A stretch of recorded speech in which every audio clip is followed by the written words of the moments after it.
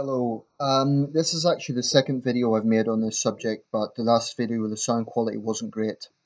And I think this is an important subject that is something that needs to be discussed. I am of course referring to the shooting of a 40-year-old woman, Justine Drummond, in Minneapolis, Minnesota. This case has provoked quite a lot of attention because some of the circumstances are somewhat stand out from other cases. I think it would be wrong to say it's unique, but in this case, you have a white woman shot by a black police officer. Um, and to add to the complexity of this, the woman is an Australian citizen.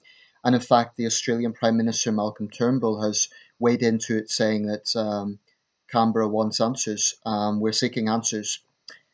Um, I'm disturbed by a lot of aspects of this case. And before I get into the case itself, I just want to address one point that's been coming up, unfortunately.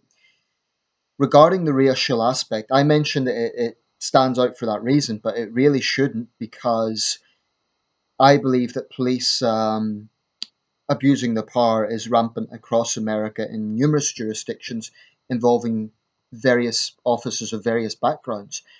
And I also believe that the victims, contrary to what Black Lives Matter say, are not just black, they're also Hispanic and, yes, white as well. Um, there are some people saying, "Oh, now that a white victim has, a white person has died, then people are finally waking up." Well, to suggest that there was no backlash against the other cases is a bit absurd, given that there's been huge protests, an entire social movement in Black Lives Matter, riots. To suggest that there's been no backlash over black people shot by the police is utter nonsense.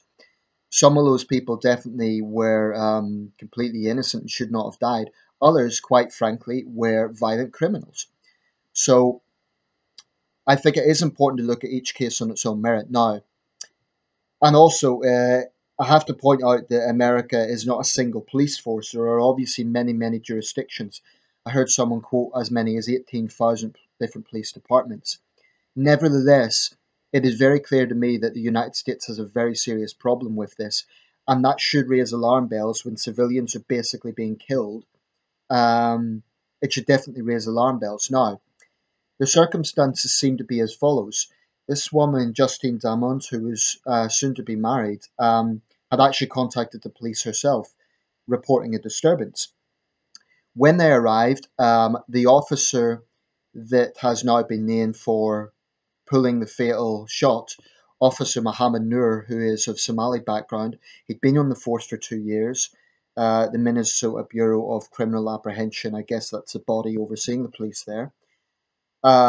He'd been on the force for 2 years. Apparently, um, Miss Diamond approached the vehicle. There was a sound of firecrackers. I don't know what that was about, but the officer obviously got spooked and shot her through the window. They applied CPR, but she died at the scene. And this is very important. There is an aspect of this that is very important. Afterwards, the officers reported to dispatchers. They're performing CPR, and no suspects are at large. No suspects are at large. So clearly, they were not treating this woman as a suspect. This was a case of shoot first, think later. Now, people, unfortunately, there are always apologists. And makes me very angry because there is no excuse for what happened here. If this officer was jittery because of the firecrackers, I get that they're in a dangerous job. But quite frankly, if you're going to shoot without thinking, without seeing who you're shooting at, without knowing the circumstances of why you're shooting exactly, I would suggest you're in the wrong job. Do you really want a situation where you have people who are that unstable? I get that it's a dangerous job. Get that these people do face genuinely dangerous situations. But it was a woman who made the phone call. They should have put two and two together. Um, and it basically feels like American citizens now, well, technically she was an Australian citizen, but in the United States, people need to be extremely careful around the police because it seems so easy to be killed. Now, another aspect of this case I find very, very striking and very important was the fact that neither officer he was with Officer Matthew Harity. Neither officer was wearing their body cam. Why? Why? If police forces took this seriously, that would be mandated.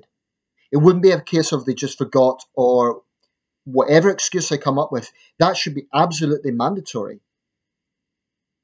As important as not going to a crime scene alone or, carry your firearm at all times. A body cam, in my opinion, is a very good concept because it shows the whole picture. If an officer is innocent, he or she can use it in their defense, in their testimony of what happened. So, in other words, if someone makes a false accusation, they could then use that to prove their case. Likewise, a civilian could say, I want to see that footage, make that footage public so people can make judgment for themselves. But because the cameras were turned off, that then paves the way for corruption. Because then this jurisdiction can simply protect themselves. And another aspect I want to raise, what was the first thing that happened? The officer was put on desk duty. Now, if anyone else is accused of killing, if they're suspected of killing someone, they would immediately be arrested. The officer should be arrested.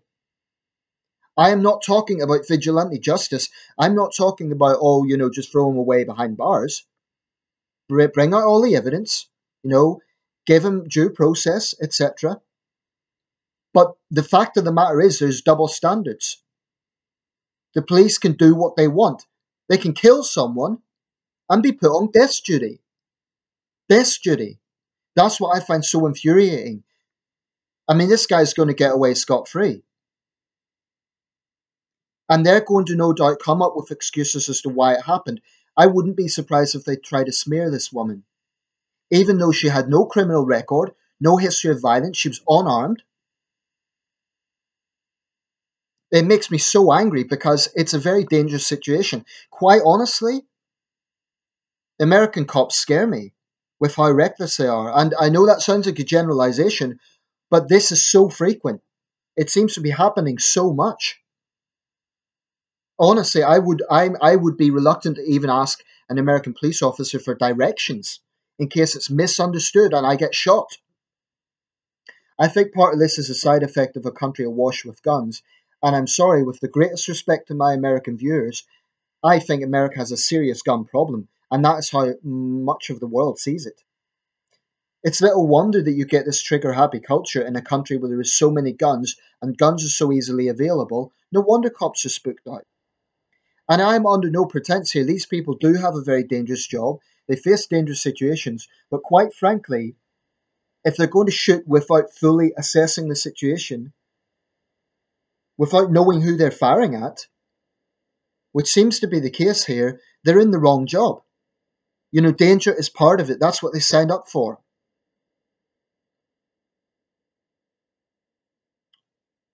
And this is what the report says from the BBC. Minneapolis police are required to switch on their body cameras. This is interesting. Minneapolis police are required to switch on their body cameras only during certain encounters, unlike in Los Angeles or DC, where cameras must be switched on for any response to call for service. Okay, well, maybe that needs to change. Maybe it should be mandated that they should be used all the time. Instead, there are more than a dozen situations in which cameras should be used, according to the police manual, which adds that failure to use a camera could result in job termination. I doubt it, because there's very, very, very rarely justice involved whenever the police are concerned. And one thing that makes me angry is the blatant double standards. If a police officer is killed, and, I'm not for a second downplaying that, it's a terrible thing when anyone dies, but if a police officer is killed, whoever does it will it will be first degree murder, that will be in a state with death penalty, mandatory death sentence. And I'm not saying that's right or wrong. Murder is a terrible thing, and police officers do also die. They're in a dangerous job. Not long ago, a young woman in New York City, a police officer, was killed.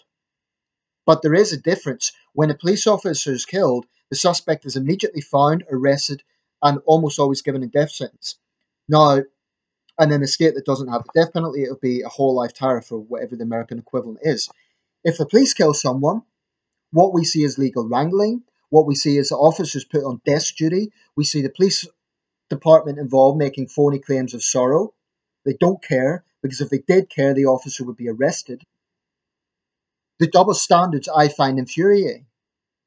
If they were taking this seriously, they would be arresting this officer, and then he would have his day in court. He has killed someone. It doesn't matter that he gave CPR afterwards. A woman is dead. A civilian is dead when she thought she was doing the right thing by phoning them up in the first place. You know, police always say, oh, you won't get killed if you follow our guidelines. But when people do that, when they comply, when they do the right thing, they end up dead.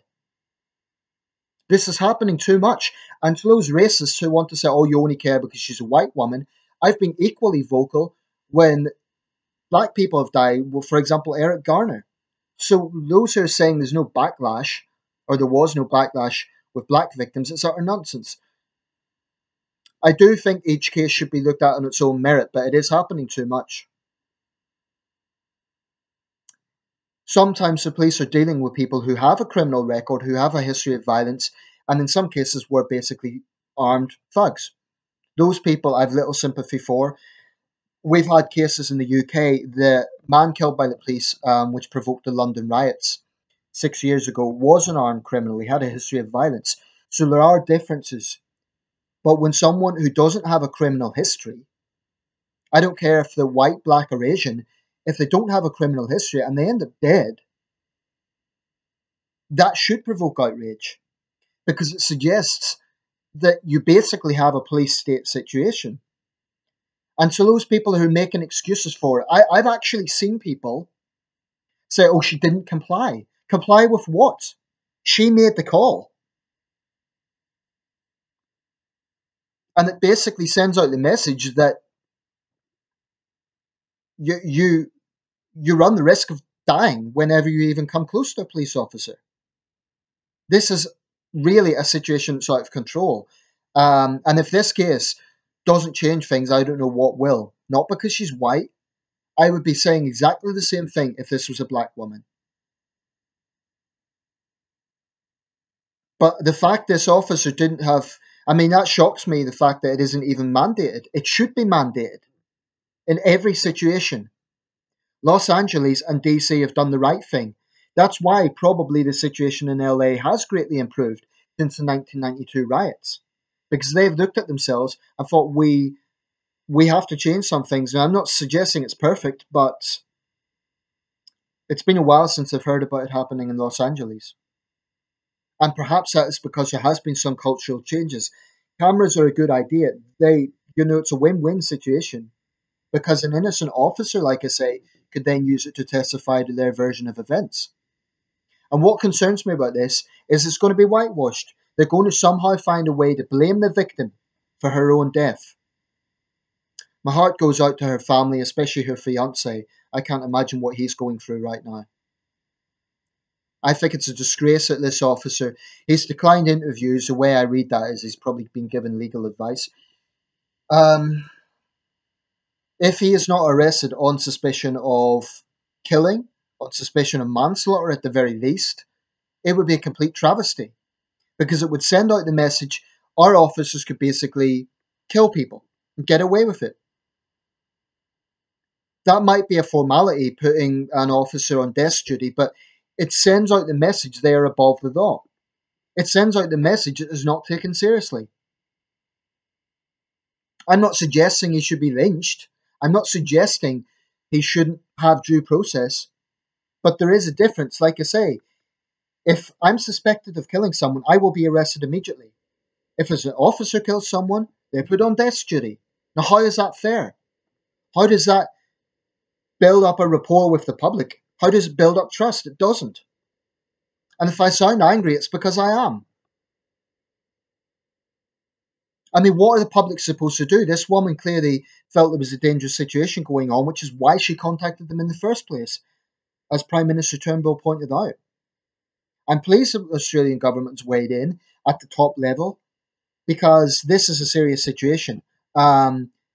I hope this embarrasses the Minnesota Police Department, or whatever the formal name is. Believe they're technically called the Minnesota Department of Corrections. I forget the exact name, but this should change the situation. From now on, in the state of Minnesota, every officer should have to wear their body cam all the time. If this doesn't change the situation, what will? I personally believe it should be nationwide. The only time I can see that not being needed would be obviously an undercover operation. But in cases of responding to a domestic disturbance or these sort of call outs, absolutely.